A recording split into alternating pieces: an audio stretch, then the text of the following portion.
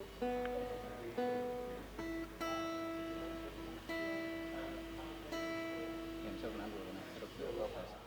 I'm Conor from Villages, and this is the co-present, and I'm going to play you a song called Hot Scary Summer.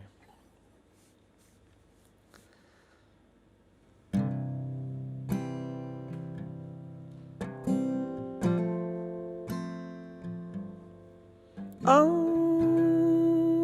Lord,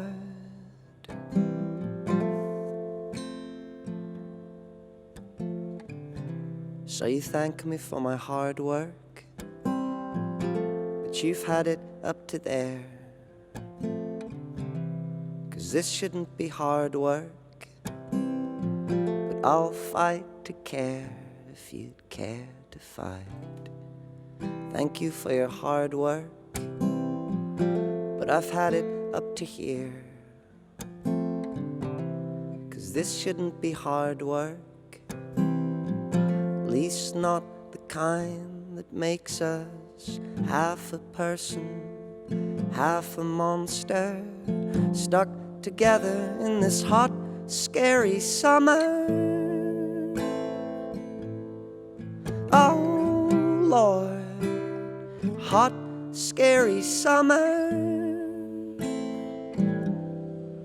Oh,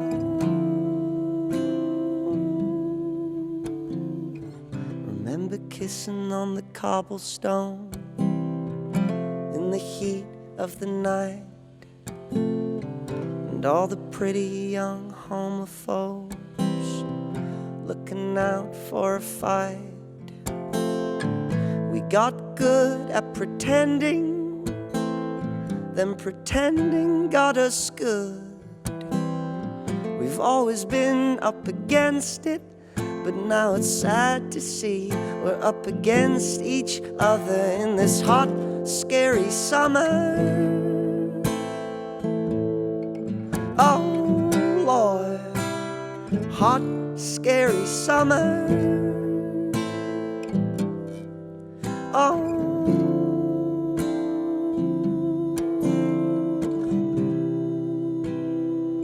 Lord.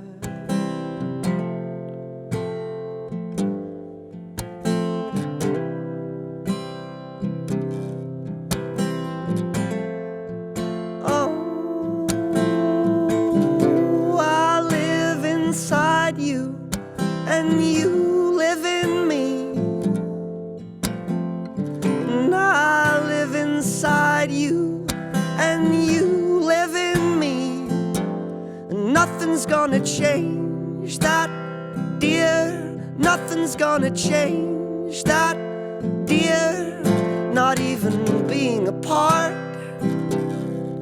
We traveled right to the heart of this hot, scary summer.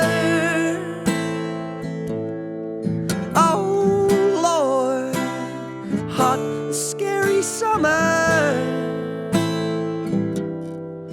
Oh,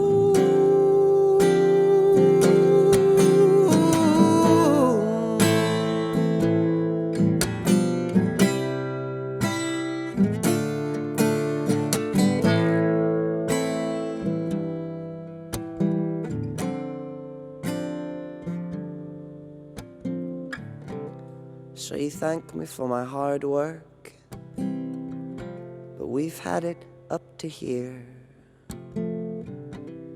'Cause this shouldn't be hard work, at least not the kind that makes us half a person, half a monster, stuck together in this hot, scary summer.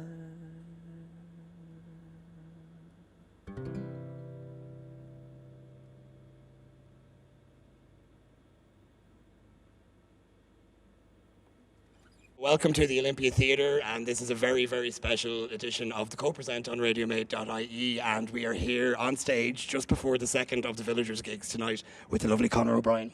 Hello there. How you doing? Very well, thank you. Thank you very much for, I know you're quite busy with sound checks and getting yourself on stage again tonight, so I'm just going to kick off with a few questions and won't keep you too long. So you've been on tour with the latest album and you've just made it back to Dublin and the Olympia. So last night was your first night of the 2 gigs. Yeah. So how did that go? It was one of my favourite shows ever. Really?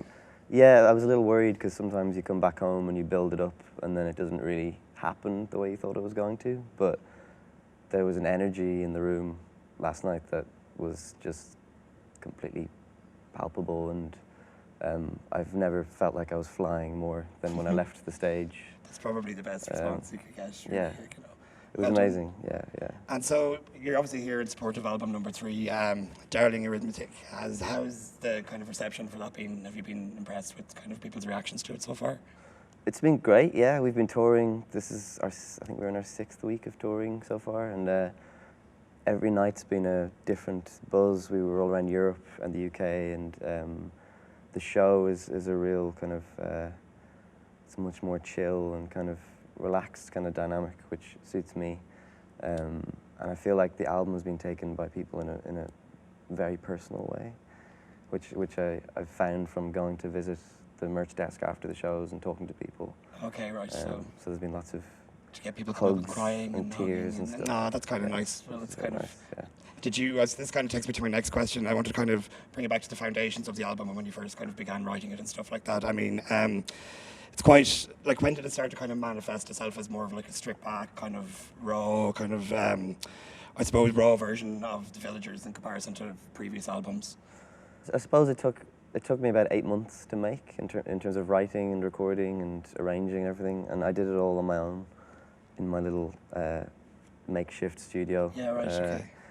And it just, I guess that when I realized it was able to stand on its own 2 feet as a sort of non-professionally recorded, non-band album was sort of halfway into the process, when I kind of realized the songs were becoming much more intimate and personal, and therefore the recordings sounded sort of like home recordings to me, which I thought helped it, you know, it kind of made it sound more kind of DIY. You could almost hear me putting them together or something in the recordings. So now I'm going to play for you a song called Courage.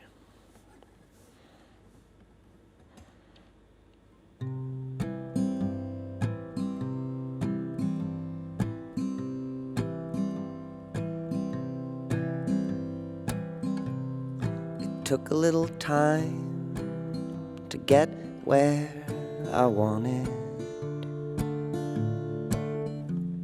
It took a little time to get free.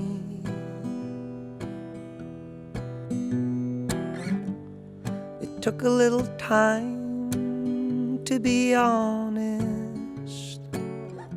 It took a little time to be me. I took a little lover, but then we parted. It took a little time to get over this, and from time to time I get heavy-hearted, thinking of how we used to kiss. Courage, it's a feeling like no other, let me tell you, yeah. Courage, in harmony with something other than your ego. Courage, the sweet relief of knowing nothing comes for free.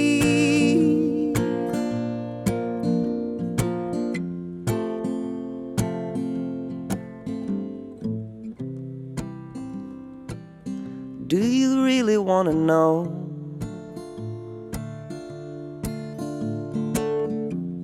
about these lines on my face? Well, each and every one is testament to all the mistakes I've had to make to find courage, 'cause it's a feeling like no other, let me tell you, yeah. Courage in harmony with something other than your ego. Courage, the sweet relief of knowing nothing comes for free.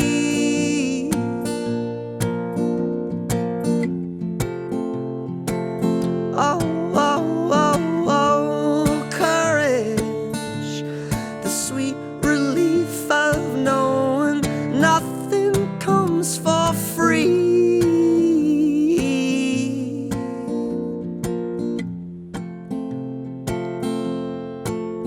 For free.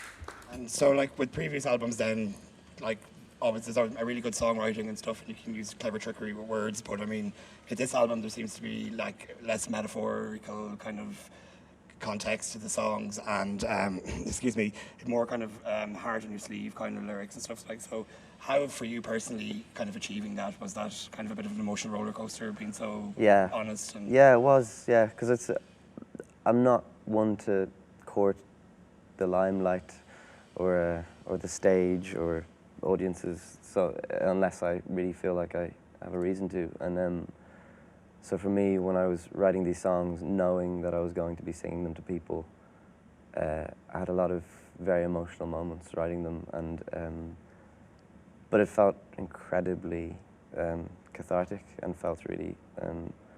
Overall, I really enjoyed the process of putting it all out there. kind of therapeutic, maybe. Yeah, totally. Yeah. Great, that was good. But so then that takes me to my next question. Obviously, we're sitting here on Thursday, the 21st of March, which is the second Villagers gig is tonight, but tomorrow is the crucial referendum. So I just wanted to ask you a bit of a personal question, but just as a gay man, kind of growing up in Ireland, so as an artist, I suppose as well, did you ever have to kind of stop and check yourself when you're writing or performing? You know, kind of before you put the body of work, say, out into the public realm? Have you ever kind of had that kind of nervousness? Yeah, definitely. I mean, I've had that outside of the stage and outside of performing since I was born, as we all have. As we all have, yeah. And it's something that I find I think you can. I discovered at quite an early age that instead of letting it drag me down, which it did very often, I decided to use it as a sort of and I built up this kind of indignant energy, this kind of anger within me, directed at society, Irish society around me, and I used it to make something beautiful, I hope. And like, I was absolutely miserable when I was growing up. Like in school, I had a very great family life, and I was very lucky for all of that. A lot of people can't say that.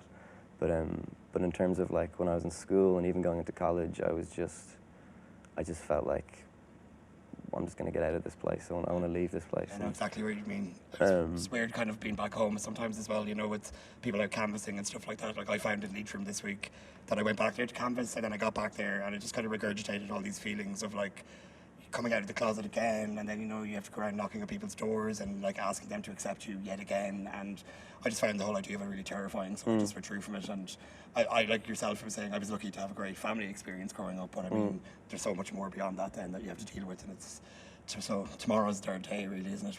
Yeah. How do you think you'll feel if there's a negative outcome for the referendum tomorrow? I'll feel, I mean, just really, I'll feel very kind of sad for the country, and I'll feel sad for younger people growing up gay. And I think the one thing it has done, though, is that it's brought the fact that the campaign is happening. Imagine being 14, 15 now and growing up and seeing posters everywhere which are trying to find equality and marriage equality and stuff. Course, and it becomes not an abstract issue anymore. People realize now that we are real people. We are, you know, within your society there is no division here. We're all the same. This is all we're asking for is to be treated the same, kind of thing. And So I think the fact that the visibility has gone up is a good thing. Yeah, If it doesn't get passed, which it might not, because it's all about voters' turnout now, which is quite scary, because most people who turn out are usually of the older age bracket, and a lot of older people won't pass it. And I found that out yesterday canvassing.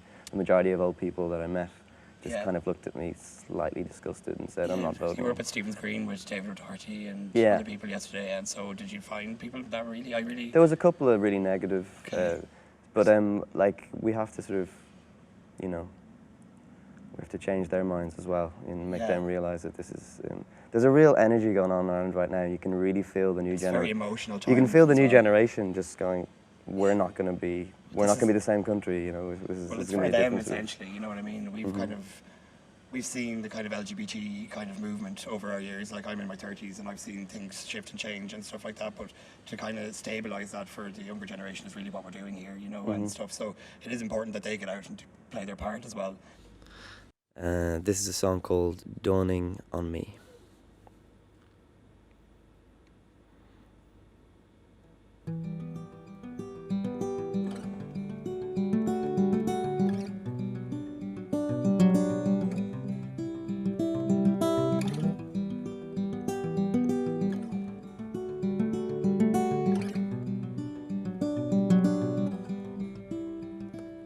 I've been awake for so long now,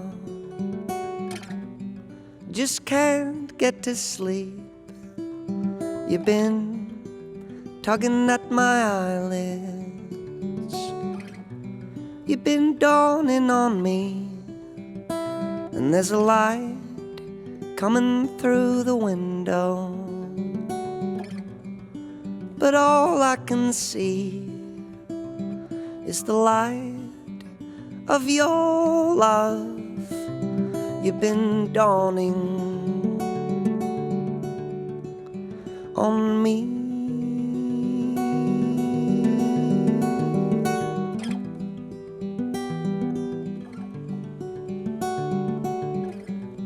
You've been dawning on me.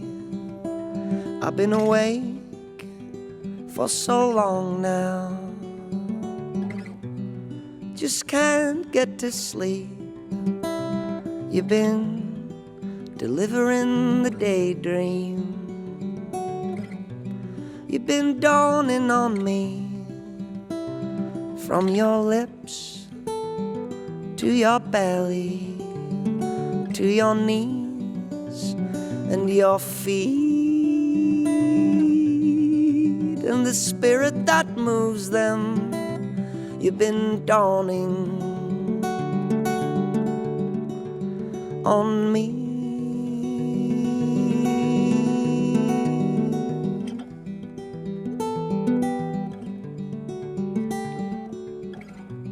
You've been dawning on me.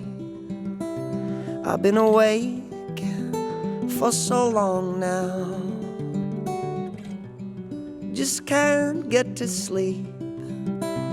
You've been calling on the sunlight. You've been dawning on me, and it's a light coming through the window. It's all I can see. It's the light of your love. You've been dawning on me.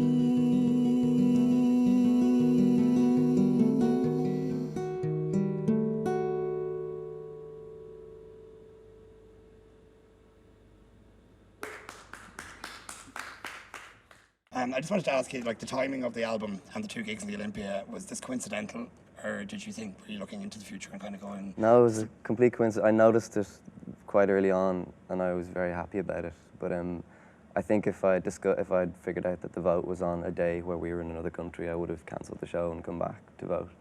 But it was a complete coincidence, which is serendipity. It's a good one. It's good, and it's perfect timing that you can be here to vote, which is very important tomorrow. Yeah.